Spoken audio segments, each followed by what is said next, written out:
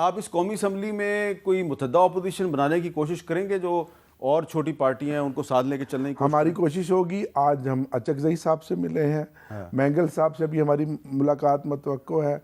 अभी मैंगल साहब के साथ एक मुलाकात तो हो चुकी है ना असद कैसर जी साहब जी, की? अभी एक प्रोग्राम अभी मुलाकात आपके प्रोग्राम का फजल रहमान साहब के पास जा रहे हैं कि हम सब लोग बैठें, और जो पंच लाइन है वो ये है कि जो 8 फरवरी का रिज़ल्ट है, जो मैंडेट चुराया गया, पहले उसकी तहकीकात साफ शफाफ कराई जाए, और जो मैंडेट जिस पार्टी का भी चोरी किया गया उसको वापस किया जाए। उसके बाद तो फिर हम आगे आप को यकीन है कि मौलाना फजलुर रहमान साहब आपके साथ चलेंगे? देखिए सर, अभी तो बेसिक जो चीज़ें हैं उनके ऊपर तो वो उनकी और हमारी यकसुई है। हाँ। उनको भी ये लग रहा है कि ये जो असेंबली है ये एक तमाशा है, अवाम को बेवकूफ़ बनाया गया और अवाम के अरबों रुपए खर्च किए गए हैं। अगर इन्हीं को मुसल्लत करना था फिर इस तरह का इलेक्शन करवाने की ज़रूरत ही नहीं थी, फिर जिस तरह काम चल रहा था चलाते रहते। अच्छा, जो आज शोर शराबा हुआ, कुछ लोग कह रहे हैं जी शोर शराबे का मुकाबला था, ये मुकाबला किसने जीता है? नहीं सर, शोर शराबा तो देखें, हमारी तरफ जज्बात थे, जुनून था, वो उधर सारे मुर्दा घोड़े थे, उनके चेहरे आप तस्वीरें देखें, मुंह लटके हुए थे और खौफ था। एक तो उनको पता है कि हम हज़ारों वोटों से हार के फिर हमें फॉर्म 47 के ज़रिए जितवाया गया, और दूसरा कोई बंदे में एक जिसको कहते हैं ना कोई शर्म और हया होती है, किस मुंह से वो बैठेंगे? आपको तो मियाँ नवाज शरीफ साहब खुद यास्मीन राशिद साहिबा से हार चुके हैं, खुद वो हारे हुए हैं, और मानसेरा से भी हार गए हैं। 17 सीटें हैं और आज जनाब उनको इधर उधर से खींच खूंच के करा के उन्हें पार्लियामेंट की सबसे बड़ी पार्टी डिक्लेयर कर दिया गया। अच्छा, तो शोर शराबे का मुकाबला किसने जीता है?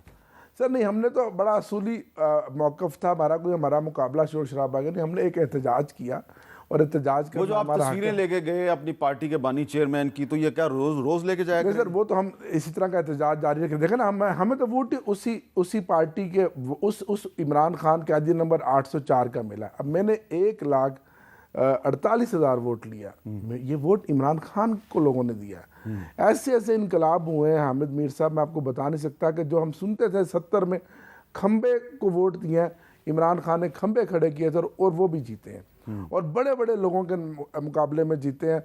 वो मैं कभी आपको तफसील बताऊंगा आपके प्रोग्राम में, वक्त अब इतना नहीं है, कि ऐसे ऐसे लोग जीते हैं कि ये खंबा था, ये इनकलाब था। 8 फरवरी को जो लोग निकले उन्होंने तो अपना हक अदा कर दिया।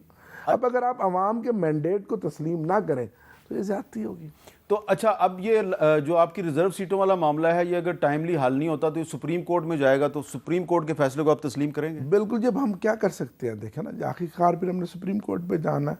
हमने उसकी प्रेसिडेंट भी दिया है, कानून भी दिया है, दलाइल भी दिए हैं, सारी चीज़ें दी हैं, लेकिन जो कुछ हो रहा है आपके सामने, अब क्या मैं आपको बताऊं। अच्छा, कौमी असम्बली में क्योंकि आप तीसरी दफ़ा MNA बने हैं, कौमी असम्बली में स्टैंडिंग कमेटियाँ बनती हैं जी, तो उसमें जो अपोजिशन होता है उसका भी एक कोटा होता है जी। तो आप स्टैंडिंग कमेटियों की चेयरमैनशिप लेंगे? देखिए, ये तो अब पूरा हम आगे अभी अब हमारा अपोजिशन लीडर का फैसला होना है, हम अपोजिशन लीडर लेंगे, पार्लियामेंट्री लीडर अपना बनाएंगे, और फिर पार्टी की आला क़यादत बैठ कर मशवरा करके ये तमाम चीज़ें जो अपोजिशन को मिलनी है, लेकिन उससे पहला जो नंबर 1 मुतालबा है, हमारी स्पेशल सीटें हमें दी जाएँ, और फॉर्म 45 के जो हमारे जीते हुए लोग हैं उनका मैंडेट हमें वापस दिया जाए।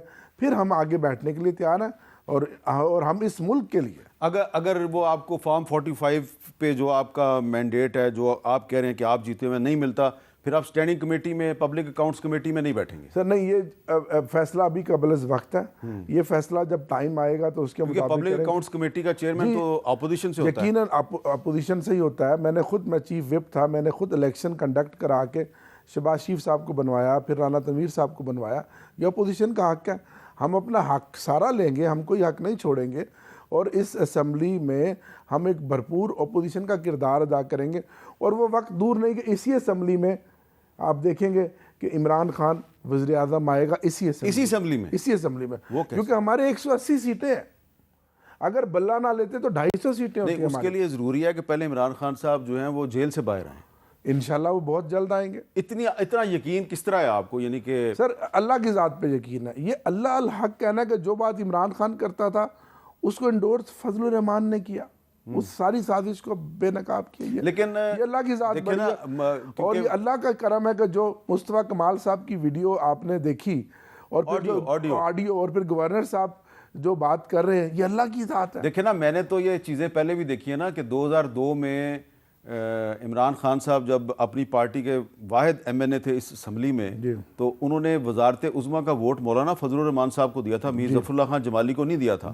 तो फिर बीच में कोई 10-15 साल ऐसे आए कि वो एक दूसरे के मुखालिफ हो गए। तो ये कोई पहली दफ़ा मैं नहीं देख रहा कि मौलाना फजलुर रहमान और इमरान खान एक दूसरे के करीब आ गए, ये पहले भी हो चुका है। बिल्कुल जी, कुछ हालात ऐसे बन जाते हैं सियासत में कि जिसमें आपको आप करीब आ जाते हैं, लेकिन हम अपने प्रिंसिपल्स पर कायम हैं, हम अपने मौक़िफ़ पर कायम हैं। मौलाना साहब का और हमारा क्योंकि दुख एक जैसा है, तो इसलिए हम जिसको कहते हैं कि पार्लियामान के अंदर भी एक रोज़ आपको एक अपनी हिकमत अमली बनानी होती है, और ओवरऑल भी जो हालात बने हैं, तो उसमें अगर हम पीटीआई एक सियासी पार्टी है और सियासी पार्टी के तौर पर अगर आगे बढ़ेगी, तो ज़रूरी है कि उसको उन बाकी पॉलिटिकल पार्टियों से एंगेज होना है और होना चाहिए। मैं इसके हक़ में हूँ।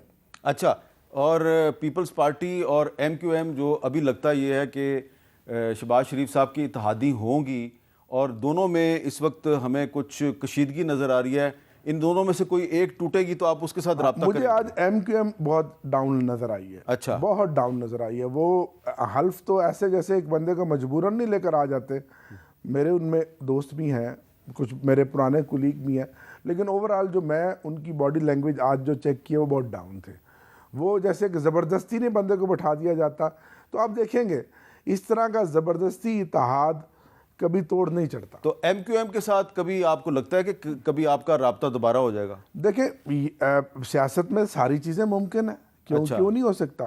एमक्यूएम हमारी इत्तेहादी रही है, लेकिन आपको मज़े की बात बताऊं, एमक्यूएम को जो 22 सीटें दी गई हैं, हर सीट पे एमक्यूएम तीसरे नंबर पे है, और हमारा उम्मीदवार 70 से 80 हज़ार वोटों से जीता हुआ है। चलें, अब आपके इस बयान के बाद तो फिर एमक्यूएम आपकी तरफ नहीं आएगी। नहीं, मैं तो हकीकत की बात कर रहा हूँ ना, ये उनको भी पता होगा, मैं तो हकीकत की बात कर रहा हूँ। अच्छा, ये तो हकाइक है। अच्छा, ये जो कराची के किसी भी जगह से बच्चे से पूछ लेंगे आपने वोट किसको डाला। बताएं कि आपको बहुत से लोग हमें कहते हैं जी हमें फ़ोन कॉल आई और फिर ये कहा गया, तो फ़ोन कॉलें इनको नहीं आ रही? जो अभी तक आपके साथ 92 लोग खड़े हैं, इनको नहीं आ रही फ़ोन? देखें, प्रेशर तो सब पर होता है, और है सबसे बढ़कर ये प्रेशर होता है कि एक बंदा आज़ाद जीता हो और उसको नज़र आ रहा हो कि यह हुकूमत बनने जा रही है।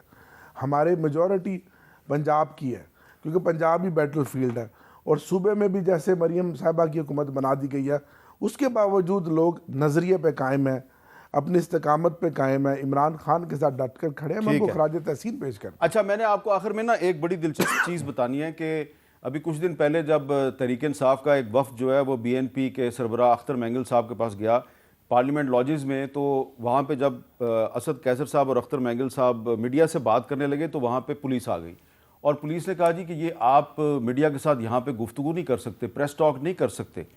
तो जब असद कैसर साहब ने कहा जी क्यों नहीं कर सकते, तो पुलिस थी उसने ये कौमी असम्बली सेक्रेटेरिएट का एक जो डॉक्यूमेंट है ये उनको दिखाया, और असद कैसर साहब ने जब देखा तो ये 22 जनवरी 2021 का था, और उस वक्त के डिप्टी स्पीकर साहब जो हैं उन्होंने ये ऑर्डर जारी किया हुआ है कि जी पार्लियामेंट लॉजेस में कोई प्रेस टॉक या प्रेस कॉन्फ्रेंस नहीं हो सकती। और फिर तहरीक इंसाफ के जो हमारे दोस्त हैं उनको अपने ही दौरे हुकूमत के जारी करदा एक हुक्मनामे की वजह वहाँ पे मीडिया टॉक नहीं करनी पड़ी। तो डोगर साहब, आप जब अब अपने बाकी सियासी जमातों के सरबराहान के पास जाएंगे तो वो आपको इस तरह की बातें तो बताएंगे, तो मेरा ख्याल है माजी की गलतियों से सबक भी सीखना चाहिए। जी बिल्कुल है ना। मैं समझता हूँ पार्लियामेंट लॉजेस एक पार्लियामेंटेरियन की रिहाइश है, वहाँ सियासत होती है, तो पार्टियाँ मिलती हैं, वफूद मिलते हैं, तो वहाँ एक जगह ज़रूर ऐसी होनी चाहिए कि जहाँ मीडिया टॉक होनी चाहिए, और हमारे सहाफ़ी भाई जो आते हैं उनको भी वहाँ फैसिलिटेट करना चाहिए। ठीक है।